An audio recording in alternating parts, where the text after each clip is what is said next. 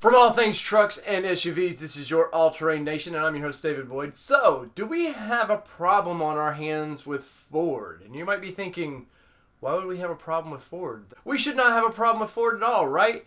But I think Ford has a problem with themselves because the Bronco came out in July, and man, we've all went nuts for it. I threw $100 down. I want to get one of those, and a lot of people did. Over 165,000 at the moment have done pre-orders for these things, or not pre-orders. I will say they've invested in the Bronco. We'll call it that. And so Ford has been, they've done their fair share of advertising for the thing. We all watched the intro to the release. Bryan Cranston doing his thing and stuff, and it was super exciting, man. They pumped up a fan base that didn't know that they were itching to buy a Bronco. We all knew the Bronco. We had a good idea what it was going to look like. There was way too many sneaky pictures out there for us not to know what it was going to look like, but we didn't know the packages, from Sasquatch and what was that going to include and stuff. So Ford told us what all that was going to include, but what they didn't tell us was the pricing of what all that is going to include. And we all knew it was going to be, if you knew what Jeep prices were, we knew what the Bronco prices were. It wasn't going to be like a mind blower. There's no more Morty mind blowers in this one. But they're all over the map with pricing. So the fan base that wants this thing, man, they are rapid on like Bronco 6G and all the Facebook groups for this thing. And for one, it's a little nuts. It's too crazy. Like, from people that probably could throw $100 down but have no idea they're ever going to get financed to this thing, to the fact that Ford this past week has released, or did they, pricing, sort of. They started emailing select people who had put their $100 down, and they were, hey, would you pay this basically for this package? And would you buy this package now? And it came out that the Sasquatch could run anywhere from $5,000 down to $2,500, depending on which model you got. And then they start teasing what mid packages and all this is going to run. And it's just made a mess of each model. So, you have a base and the black diamonds and all these things. It's come to the point where, yeah, they've offered a Sasquatch in any trim, which is super cool, something that Jeep needs to do with their lockers and everything. But you could almost pay more for a black diamond than you could for the Badlands. And you're getting less. Let's look at a couple pictures here and let me know what you guys think of it. All right, now we're getting into the engine options. The 4-cylinder, the little 2.3 liter is standard with the 7-speed manual transmission, which a lot of people like, but I don't think would actually buy.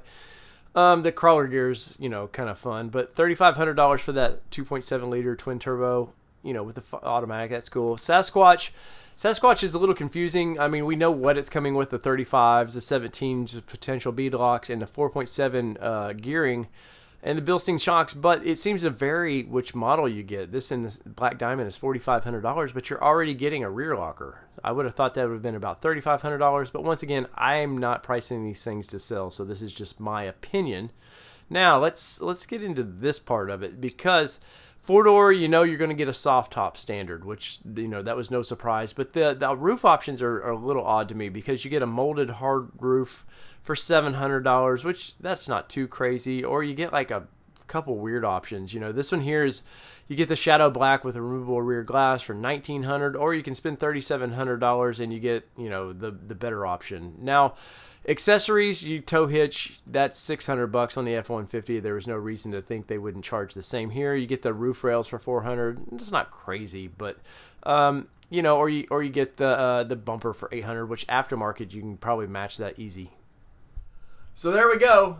Is it a mess or not, or are we just making a big to-do about nothing? I think Ford knocked it out of the park when they brought this thing in July to I won't say to market, but to our attention. And I know for one reason why they wanted to do it. They wanted to test this thing out in the open, and it's kind of hard to do that if there's paparazzi or whoever, automotive paparazzi, all over any time you make a move. But the way they keep sort of like spoon-feeding little bits of information, we were all told that, or the rumors were going around, that in August we were going to get an idea of what the pricing would be, and then for December you can actually order whatever you want. it's just getting to be bad information. And I want to know what you guys think. Do you have one on order, or do you have one? Did you throw your $100 down? Were you excited about it, and then maybe now you're like, huh?